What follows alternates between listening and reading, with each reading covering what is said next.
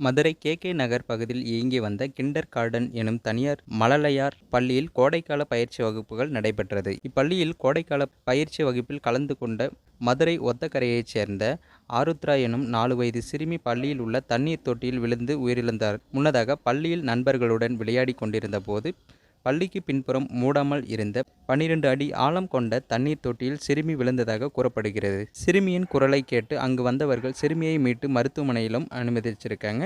இந்த சூழலில் பார்த்தீங்கன்னா சிறுமி பரிதாபமாக உயிரும் இழந்திருக்காங்க.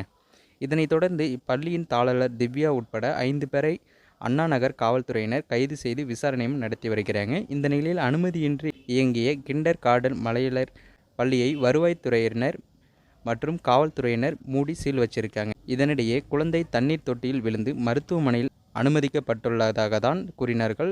குழந்தை உயிரிழந்ததை கூறவில்லை. பள்ளி தரப்பிலிருந்தும் தற்போது வரை யாரும் என்னிடம் பேசவில்லை, பார்க்க கூட வரவில்லை என உயிரிழந்த சிறுமியின் தந்தை கூறியுள்ளார்.